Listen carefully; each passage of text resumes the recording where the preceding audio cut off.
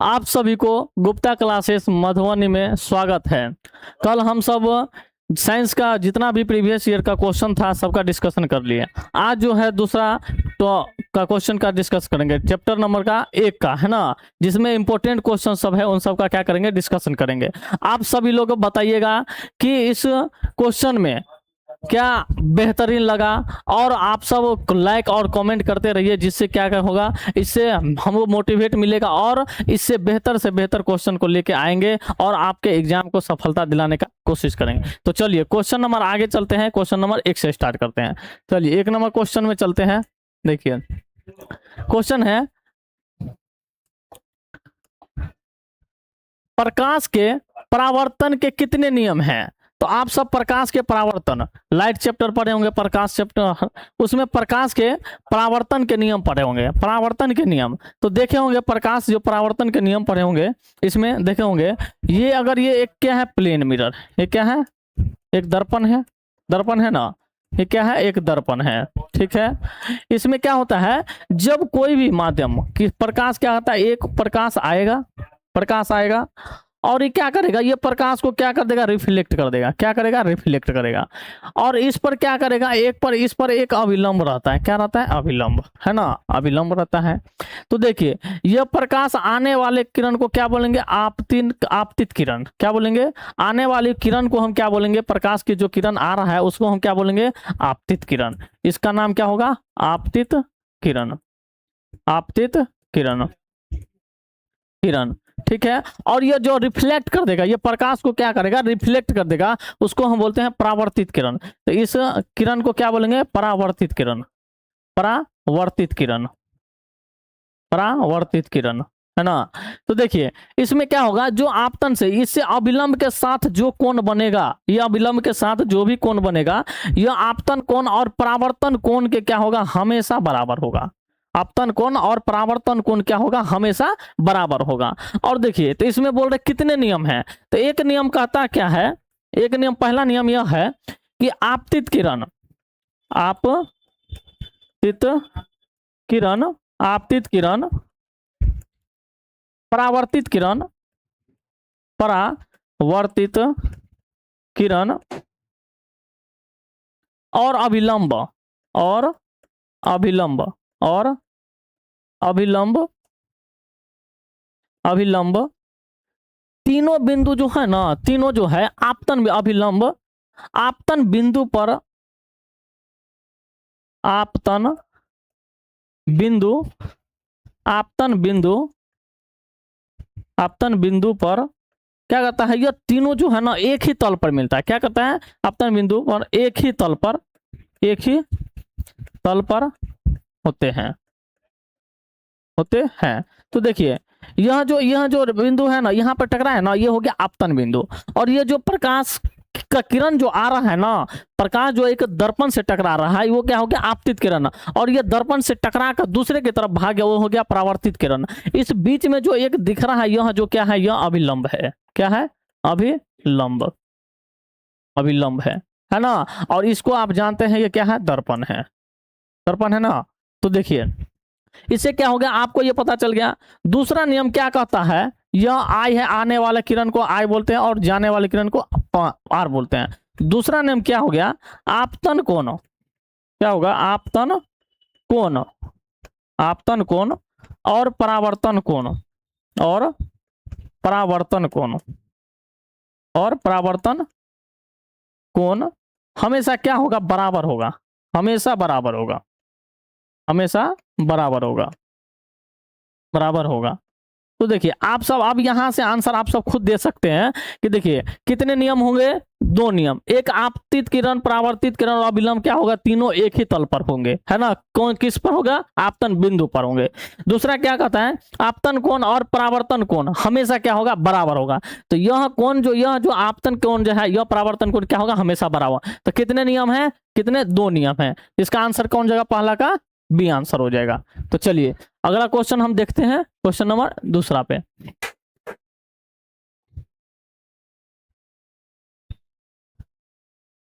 दूसरा number question देखिए, दूसरा नंबर क्वेश्चन में क्या है, वायु में गमन करती प्रकाश की एक किरण जल में तिरछी प्रवेश करती है यह किरण क्या है? तो देखे होंगे आप सब पढ़े होंगे, एक तो प्रकाश के परावर्तन और एक पढ़े होंगे प्रकाश के अपवर्तन।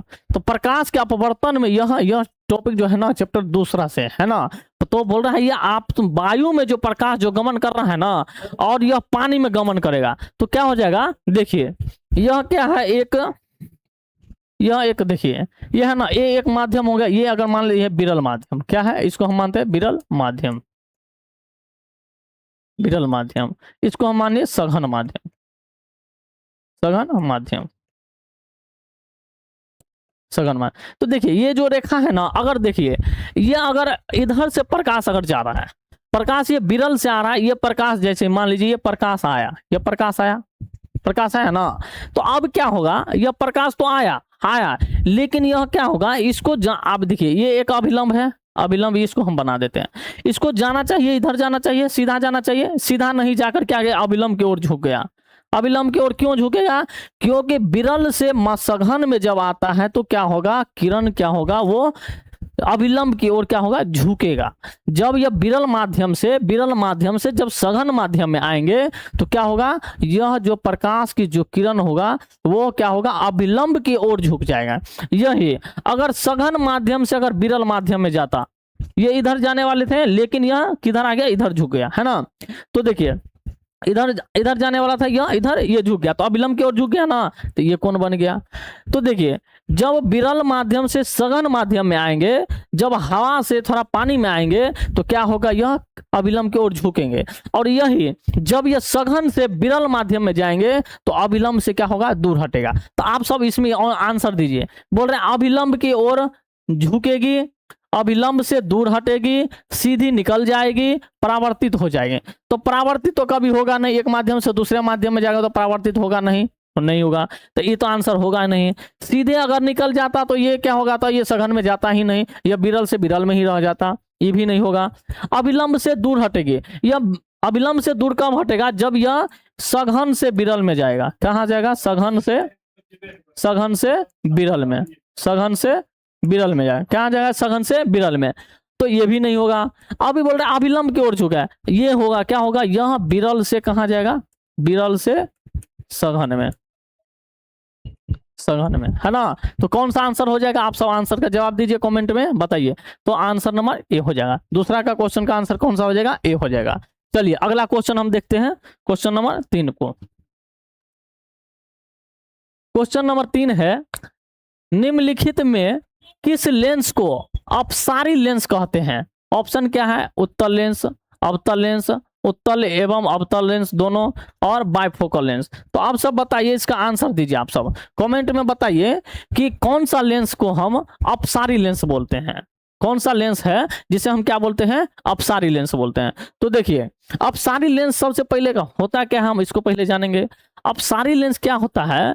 जब प्रकाश क्या होगा? एक बिंदु से आएगा और अनेक बिंदु में फैल जाएगा, अनेक क्षेत्रों में फैल जाएगा, इसी को हम क्या बोलेंगे? अपसारी लेंस। क्या बोलेंगे? अपसारी लेंस। और अभिसारी लेंस क्या होगा? जब अनेक बिंदु से प्रकाश आएंगे और एक बिंदु पर इकट्ठा हो जाएंगे। क्या होगा? एक बिंदु पर इकट्ठा हो जाएगा। जैसे देखिए अगर मान लीजिए ये अगर सूर्य है, ये सूर्य है, चलिए इसको हम सूर्य बनाते हैं। ये अगर मान लेते हैं हम सूर्य है ना, रेड में देते हैं। चलिए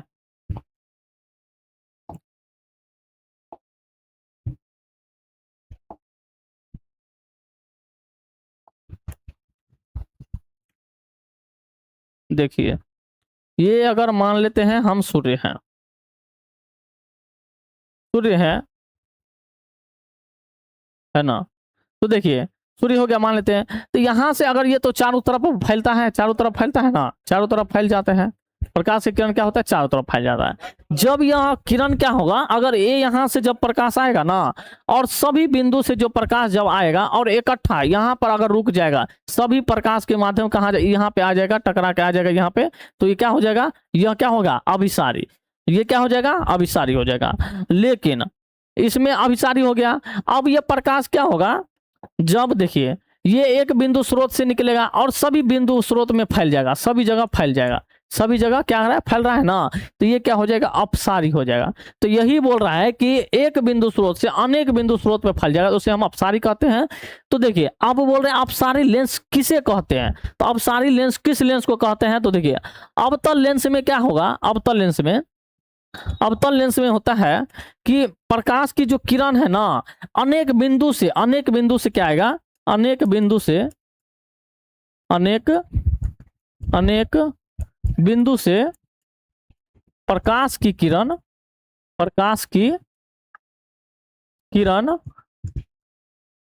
एक बिंदु पर इकट्ठा होगा, एक बिंदु पर इकट्ठा होगा।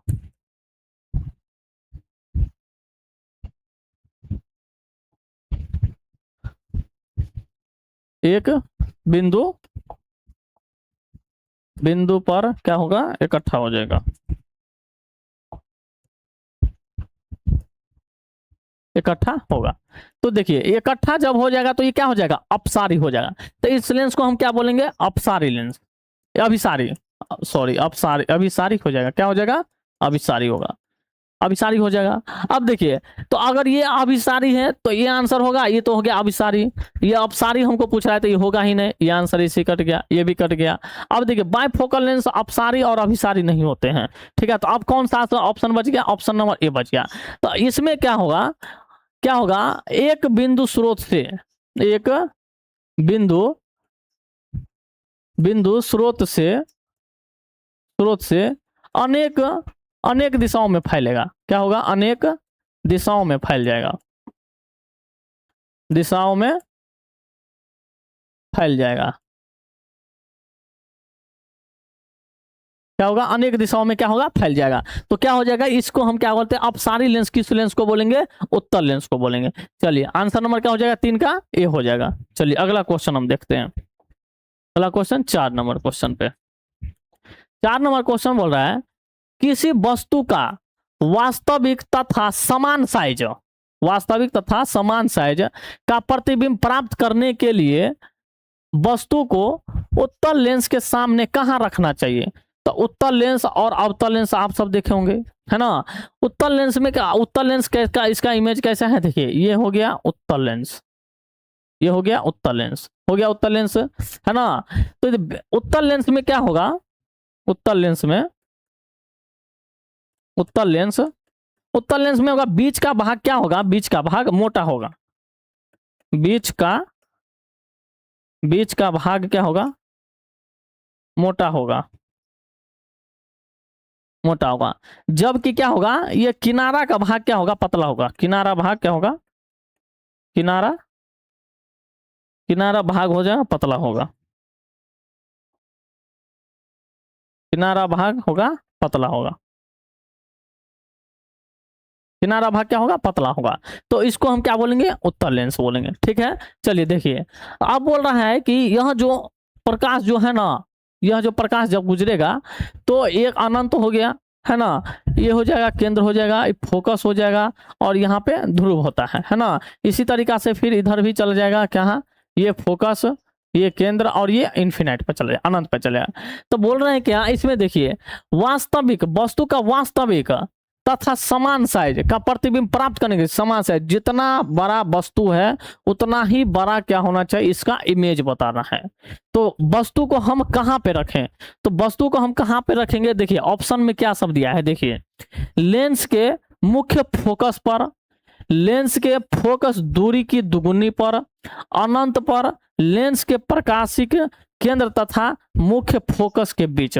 तो प्रकाशिक केंद्र का मतलब ये होगा यहाँ पे जो है ना, ये केंद्र यहाँ वाला, ठीक है। चलिए देखिए तो आप देखिए ये एक चीज और एक समझ लिए, यहाँ से यहाँ तक की दूरी, यहाँ से यहाँ तक की दूरी, इस दूरी के बड़ा दोगुनी है कि नहीं है, दोगुनी है, ठीक है। फोकस दूरी जो है ना, वक्रता त्रिज्या के क्या होगा, आधी होता है, वक्रता त्रिज्या के क्या होते हैं, आधी होता है, फोकस जो होता है, इसलिए हम इसको F बराबर क्या बोलते हैं, R/2, है ना। तो फोकस दूरी जो होगा वक्रता त्रिज्या का क्या हो गया, आधी हो गए। तो देखिए वस्तु को हम कहां पे रखेंगे तो इसका साइज बराबर होगा, तो केंद्र पे रखेंगे, कहां पे रखेंगे, वक्रता केंद्र पर, यानी वहां यहां पे रखेंगे, सेंटर पे, वक्रता केंद्र पर रखेंगे। तो कहाँ पे रखेंगे, अब देखिए इसके मुताबिक ये ऑप्शन है, इसके मुताबिक आप भी को आंसर जवाब दे सकते हैं। तो लेंस के मुख्य फोकस पर होगा, यहाँ पे रखेंगे तो क्या होगा, यहाँ पे बनेगा, अनंत पर बन जाएगा। लेंस के फोकस दूरी की दुगुनी पर, यही बोल रहा है, यही सीधा दे देता है वक्रता केंद्र पर, तो आप सब आंसर में जवाब दे देते हैं। तो आप देखिए इसको क्वेश्चन को क्या कर दिया, घुमा दिया गया है। तो देखिए लेंस के फोकस दूरी की दुगुनी पर, तो दुगुनी कहाँ हो जाएगा, केंद्र पर हो जाएगा, है ना, केंद्र पर। तो कौन सा आंसर हो जाएगा, ऑप्शन नंबर बी हो जाएगा। किसी वस्तु का वास्तविक तथा समान साइज का प्रतिबिंब जब हम प्राप्त करना है तो हमें कहाँ पे रखना पड़ेगा, उत्तल लेंस में वक्रता केंद्र पर रखना पड़ेगा। कहाँ पे रखना पड़ेगा, वक्रता केंद्र पर। चलिए क्वेश्चन नंबर अगला हम चलते हैं 5 नंबर। 5 नंबर क्वेश्चन में देखिए आप, मानव नेत्र जिस भाग पर किसी वस्तु का प्रतिबिंब बनता है वह क्या है। तो आप सब देखिए कमेंट में बताइए कौन सा होगा। एक है कॉर्निया, बी में परितारिका, तीसरा पुतली, चौथा दृष्टिपटल। तो देखिए आप सब कमेंट में आंसर दीजिए और चैनल को लाइक और सब्सक्राइब करते रहिएगा, जिससे क्या होगा, हमें भी मोटिवेट मिलेगा और आप सबको क्या होगा कि क्वेश्चन को बेहतर से बेहतर आपके सामने प्रस्तुत करने का हमें भी मौका मिलेगा। और देखिए क्या है इसमें, आप सब आंसर का जवाब दीजिए। देखिए कॉर्निया क्या है, कॉर्निया जो है ना मनुष्य का क्या जो है, आंख का जो भाग है ना वो दान करने वाला भाग है। आंख का क्या है, ये दान करने भाग है, दान करने वाला भाग है ना। जैसे मनुष्य के आंख का कौन सा भाग हम दान करते हैं, तो मनुष्य के आंख का जो है ना वो कौन सा भाग दान करते हैं, तो कॉर्निया दान करते हैं। कल हम आप सबको बताए थे परितारिका के बारे में, क्या बताए थे, कल हम आप सबको बताए थे परितारिका। परितारिका क्या है, जो प्रतिबिंब जो बनता है ना उसको क्या करता है, नियंत्रण करने का काम करता है। क्या करता है, यह जो पुतली का जो साइज होता है उसको क्या करने का काम करता है, नियंत्रण करने का काम करता है, साइज का नियंत्रण करने का काम करता है। क्या करता है, साइज का नियंत्रण करने का कार्य करता है, नियंत्रण करने का कार्य करता है। पुतली आप सब देखते हैं, जानते हैं। दृष्टिपटल को हम क्या बोलते हैं, रेटिना। क्या बोलते हैं, एक रेटिना बोलते हैं। क्या होता है, रेटिना। तो देखिए हम जो मानव का जो वस्तु का प्रतिबिंब कहाँ बनता है, तो आंख में कहाँ पे बनता है, रेटिना पर बनता है। कहाँ पे बनता है, रेटिना, जिसको हम क्या बोलते हैं, दृष्टिपटल। तो देखिए सबका आंसर हम आप सबको दे दिए हैं। यहाँ पे क्या बनेगा, प्रतिबिंब बनता है, यहाँ पे प्रतिबिंब बनता है। तो आप सब आंसर में कमेंट में जवाब दीजिए इसका आंसर क्या होगा। तो देखिए कौन सा आंसर हो जाएगा, ऑप्शन नंबर डी हो जाएगा। चलिए अगला क्वेश्चन हम देखते हैं, क्वेश्चन नंबर 6 पर। चलिए क्वेश्चन नंबर 6 में क्या है, किसी माध्यम के अपवर्तनांक का मान होता है। अपवर्तनांक का मान पूछ रहा है इसमें, अपवर्तनांक का मान। तो आप सब प्रकाश के अपवर्तन में जो पढ़े होंगे कि एक सघन माध्यम होता है, एक विरल माध्यम होता है ना। तो जो कोण जो बनता है वो होता है सघन, जो कोण आया, जो प्रकाश की किरण जो आया वो हो गया आपतन यानी sin आए, और जो परावर्तन हुआ जो एक माध्यम से दूसरे माध्यम जब जा रहा है तो उसको हम क्या बोलते हैं, sin r। तो देखिए इसका क्या होता है, अपवर्तनांक, अपवर्तनांक बराबर क्या होता है, अपवर्तनांक बराबर होता है sin i बट्टा sin r। क्यों, क्योंकि sin i का मान और sin r हमेशा क्या होता है, कोण, आपतन कोण और परावर्तन कोण क्या होगा, हमेशा बराबर होते हैं, इसलिए। और इसी को क्या बोलते हैं, स्नेल के नियम भी बोलते हैं, स्नेल के नियम बोलते हैं। इसे ही क्या बोलते हैं, स्नेल के नियम बोलते हैं, है ना, स्नेल के नियम भी बोलते हैं। तो देखिए इसमें कौन सा ऑप्शन है, देखिए sin i बट्टा sin r, पहला ही ऑप्शन सही हो जाएगा। sin r बट्टा sin i होगा, नहीं होगा। गुना होगा, नहीं होगा। प्लस होगा, नहीं होगा। तो ऑप्शन कौन हो जाएगा, 6 नंबर क्वेश्चन का ऑप्शन नंबर ए आंसर हो जाएगा। चलिए क्वेश्चन नंबर अगला हम देखते हैं, क्वेश्चन नंबर 7 में मतलब किसी लेंस के आवर्धन का SI मात्रक निम्नलिखित में से कौन सा है।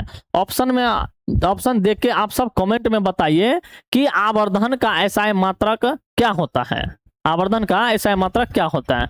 तो देखिए हम चलते हैं क्वेश्चन को डिस्कस करते हैं। देखिए मीटर जो है, मीटर ये किसका है, लेंथ, लंबाई का SI मात्रक किसका है, लंबाई का।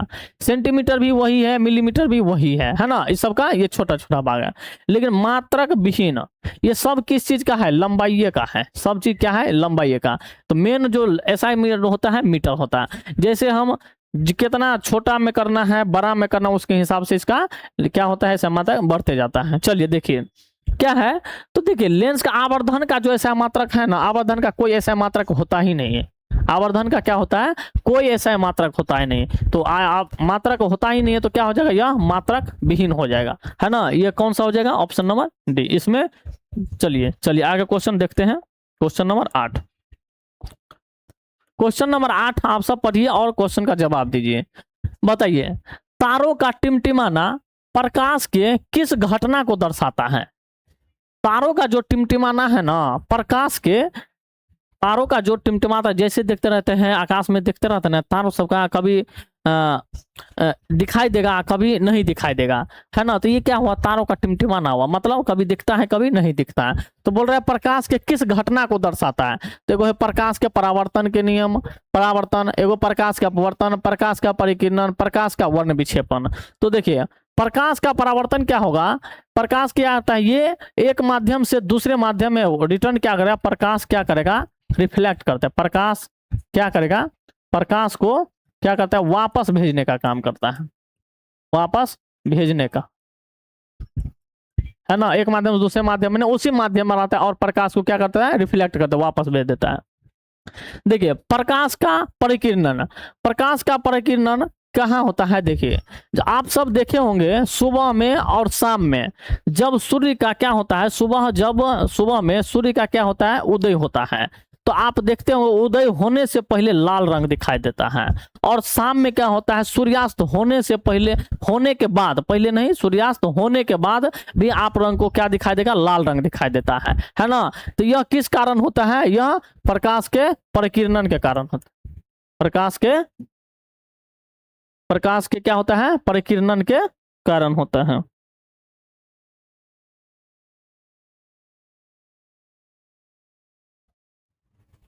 तो ये किसके कारण होता है, प्रकाश के परिकिरण के कारण क्या होता है, सूर्योदय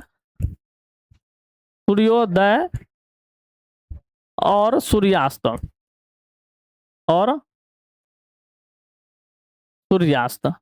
सूर्यास्त जो है ना, सूर्यास्त के समय क्या होगा, लाल रंग का दिखाई देना, लाल रंग दिखाई देना ना,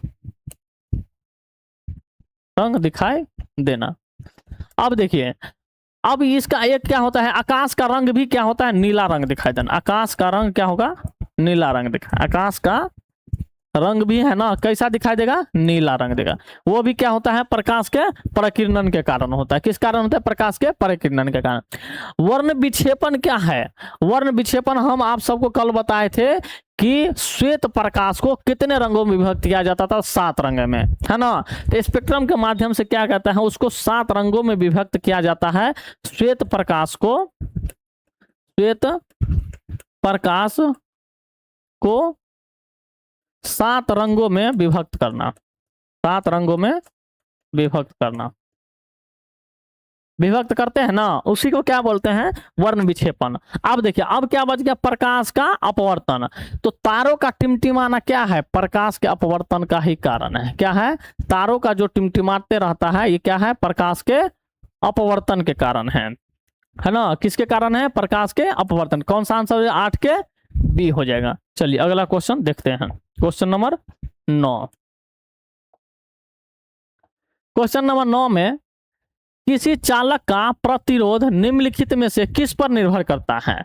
तो आप सबको कल हम बताए भी थे, प्रतिरोध किस पर निर्भर करता है, कि लंबाई अगर बढ़ेगा तो प्रतिरोध बढ़ेगा। क्या होगा, लंबाई अगर बढ़ेगा तो प्रतिरोध बढ़ेगा। क्षेत्रफल अगर बढ़ेगा तो क्या होगा, प्रतिरोध घटेगा। क्षेत्रफल अगर बढ़ेगा तो क्या होगा, प्रतिरोध घटेगा, है ना। क्या होगा, क्षेत्रफल बढ़ेगा। और पदार्थ के देखिए, अनुप्रस्थ काट के क्षेत्रफल पर, है ना, और पदार्थ के प्रकृति पर। तो देखते होंगे एल्युमिनियम का, तांबा का, सिल्वर का तार सब है ना, इस सब पर भी क्या होता है, इसका भी चालक पर प्रभाव। तो प्रभाव का बात कर रहा है, तो चालक की लंबाई पर भी पड़ेगा, अनुप्रस्थ काट के क्षेत्रफल भी पड़ेगा, है ना, बढ़ेगा, क्षेत्रफल बढ़ेगा घटेगा उस पर भी डिपेंड पड़ता है, कैसा प्रकृति है, कैसा किस प्रकार का तार है उस पर भी डिपेंड पड़ता है। तो कौन सा हो जाएगा इसमें, सभी हो जाएगा। क्या हो जाएगा, सभी हो जाएगा। चलिए अगला क्वेश्चन देखते हैं, क्वेश्चन नंबर 10 पे। क्वेश्चन नंबर 10 में देखिए, निम्नलिखित में कौन विद्युत शक्ति का ऐसा मात्रक है। तो आप सब कमेंट में बताइए। कल हम आप सबको एक ऐसा मात्रक भी बताए थे, है ना, व्यापारिक मात्रक बताए थे, है ना, बिजली का जो ऊर्जा का जो व्यापारिक मात्रक है वो क्या होता है, बताए थे ये भी। तो देखिए ओम जो है ना, ओम किसका मात्रक है, प्रतिरोध का मात्रक है, प्रतिरोध का। एम्पियर किसका है, विद्युत धारा का, विद्युत धारा, है ना। अब देखिए वाट पर घंटा जो है ना ये किसका है, यही बोले ऊर्जा का क्या है, व्यापारिक मात्रा, ऊर्जा का व्यापारिक मात्रा, व्यापारिक मात्रा, है ना, व्यापारिक का ऐसा मात्रक है। वाट जो है ना विद्युत शक्ति का मात्रक है, विद्युत शक्ति का, विद्युत शक्ति का ऐसा मात्रक क्या है, वाट है।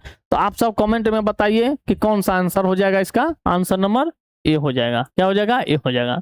चलिए अगला क्वेश्चन हम देखते हैं, क्वेश्चन नंबर 11 पर। क्वेश्चन नंबर 11 में देखिए आप सब, विद्युत परिपथ में विद्युत धारा को मापने के लिए निम्नलिखित में से किस युक्ति का उपयोग किया जाता है। तो आप सब कमेंट में बताइए और इसका आंसर का जवाब दीजिए। तो देखिए बोल रहा है विद्युत परिपथ में जो है ना विद्युत धारा को मापने के लिए किस यंत्र का हम उपयोग करते हैं। तो देखिए किस यंत्र का उपयोग करते हैं वो देखिए, एक है क्या, गैल्वेनोमीटर। गैल्वेनोमीटर भी हम क्या करते हैं, विद्युत धारा का मापते हैं, लेकिन यह कहाँ करते हैं, छोटी इकाई में, बहुत छोटी इकाई का जो मापना होता है ना उसमें हम करते हैं, छोटी इकाई के मापने में।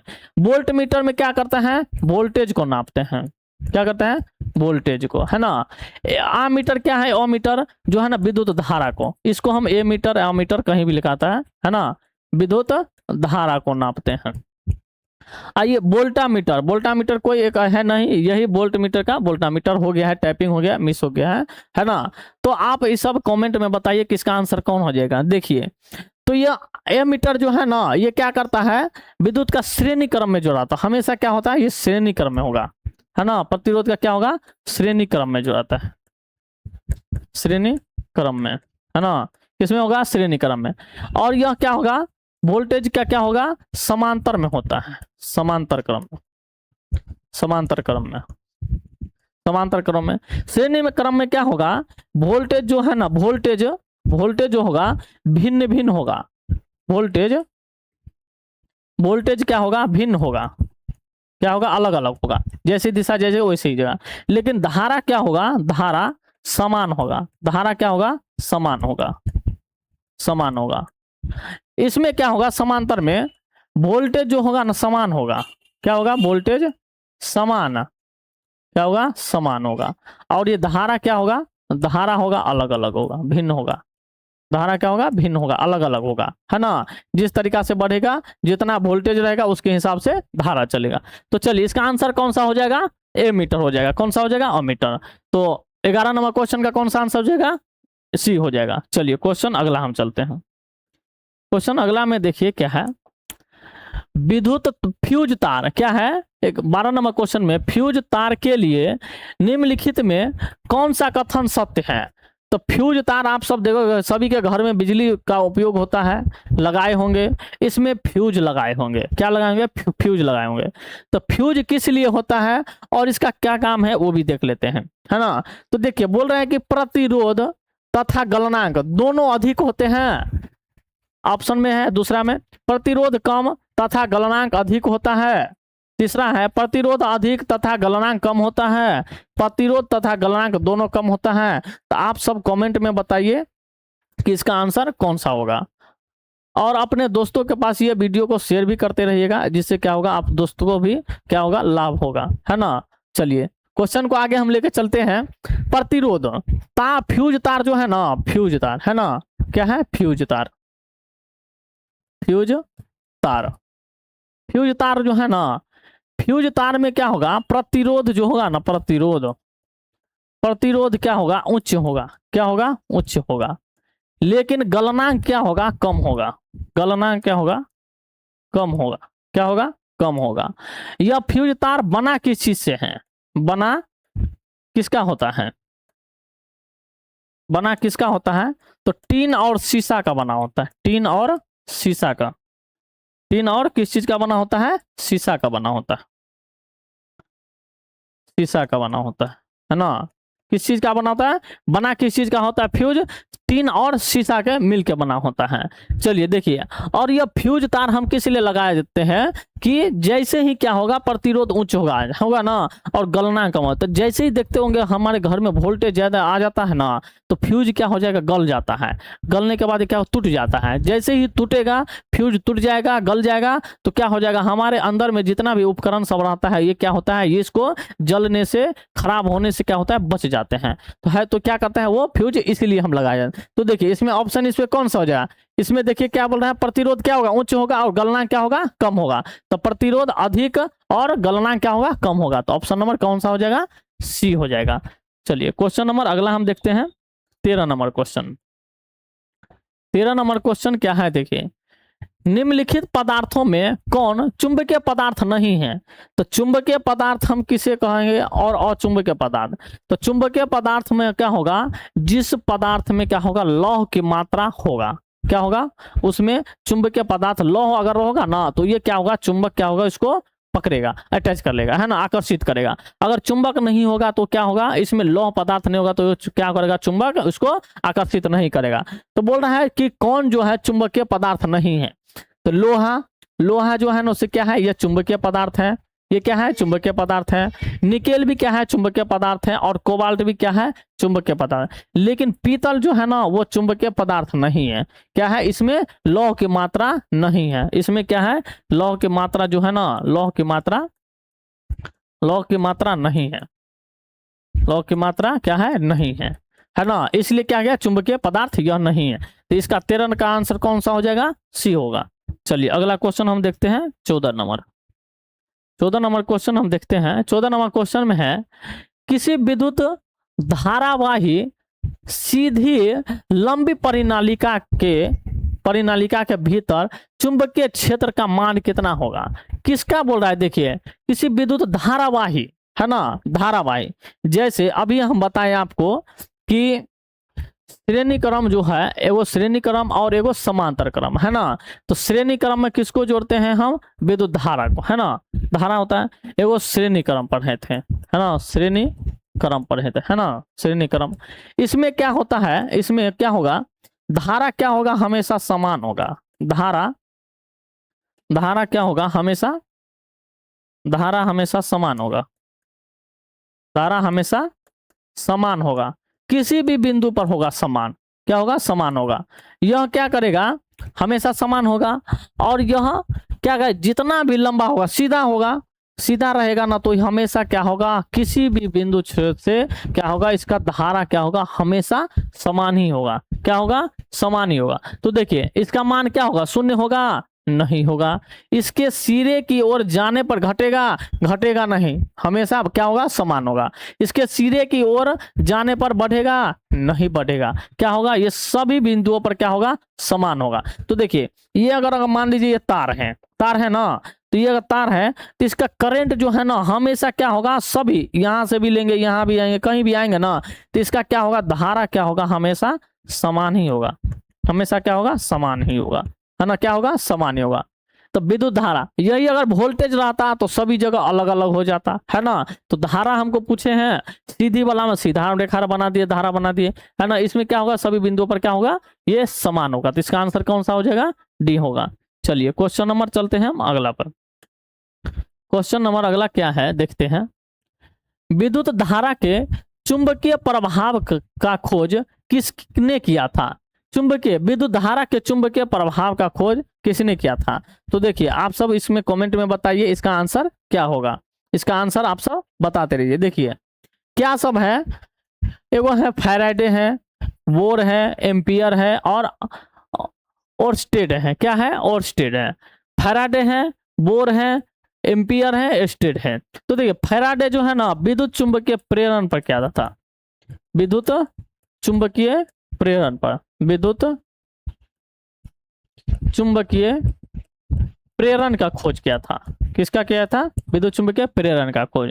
बोर जो है ना परमाणु, जो परमाणु है, परमाणु मॉडल जो है ना, परमाणु मॉडल का खोज किया था। ठीक है। एम्पियर है, एम्पियर जिसे विद्युत धारा का हम नापते हैं, विद्युत धारा का मापने का, विद्युत धारा किससे मापते हैं? विद्युत धारा का एसआई मात्रक है ना, एसआई मात्रक है। और देखिए ऑस्टेट जो है ना विद्युत धारा के चुंबकीय प्रभाव का, चुंबकीय प्रभाव का, चुंबकीय प्रभाव।